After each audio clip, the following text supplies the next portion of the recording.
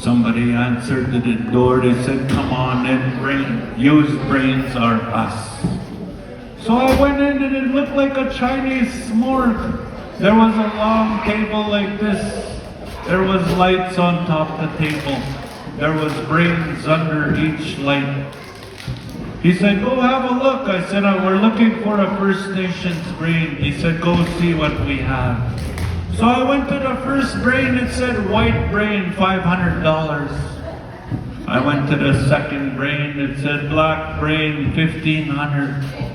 I went straight further down, Mexican brain, $1,800. They kept going higher and higher and higher.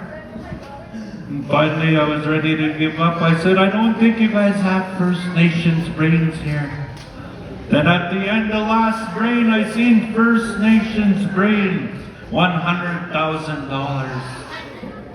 I said, holy, how come this First Nations brain is $100,000? That owner said, because that one's still like brand new. It's hardly ever been used. Hey, just kidding. Just kidding. See, I can't control this puppet. But you know, I've been trying to stay single now because I've been in a love triangle, and you know, I went to go shack up with this one woman from Laurence. Don't ever go to Laurence and find a woman. They're rank. You know, I thought she was the perfect kind. She had her own job, she had her own vehicle, she had her own house, and no kids. She said, come stay with me, Emery. Come check it out up north. So I went with her. And you know, every morning she left at 8 o'clock. Every evening she was home at 5. It was like clockwork. She gave me a set of keys. You know, me and her were the only ones with the keys.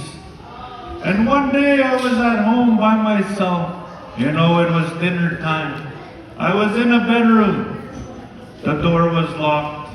The door opened and she walked in. She caught me in the room all by myself. I was standing there in the middle. She walked up to me, and you know what she said to me? Take off my shirt. You know what else she said to me? Take off my skirt. You know what else she said to me? Take off my bra. You know what else she said to me? Take off my panties. And you know what she said to me after that? Get the hell out of my house. I never want to catch you trying my clothes on again. So she kicked me out, and I thought I was stuck. That's when I remembered I'm not stuck. Only dogs get stuck. So I started hitchhiking. I started hitchhiking back to Onion Lake, and vehicles kept driving by. Nobody cares. Nobody wouldn't pick me up. I could hear bears and wolves. They were getting closer and closer. So I said, if the next vehicle doesn't stop and pick me up, I'm going to run in front of the next one after that. So I waited and waited, and I seen some headlights coming. The vehicle drove by. So I said, enough is enough. The next vehicle that comes, and I don't care, I'm going to run in front of it. So I waited, and I seen some headlights. They were getting closer and closer. The headlights were coming closer and closer. When it came right up close to me, I ran in front of the road. I said, hey, stop. I ran in front of those headlights, in front of that vehicle. All of a sudden, 2 motorbikes flew by. That's when I knew it wasn't my time. But you know, I'm on a healing journey now, and you know, I went to a Chinese restaurant the other day. You know, those Chinese people, they're pretty rude. It said, please wait to be seated. And nobody wouldn't help me out, so finally I went to go seat myself. The waiter kept walking back and forth, you know, nobody took my order. So finally I got tired of waiting for him. I said, hey, you, come here. he turned around and he said, "How you know my name?" So I said, "Hey, buddy," and he said, "You mess with the Wong family." I said, "No, I'm not here to argue. I'm hungry." But we started to get along, and I started asking him questions. "How is it in China?" He said, "It's good in China."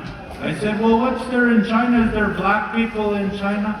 He said, "Yeah, black people, China. White people, China." I said, "Well, what about religions? What kind of people are in China? Do you guys have Jews in China?" He said, "Yeah, we have Jews. We have Owens Jews, Apple Jews, and Tang." But you young ones that are here today, listen to your parents, listen to your Gugums and Muslims. You stay in school, and you keep on keeping on. And I brought my girlfriend here. She wants to say a few words to Scott. So throughout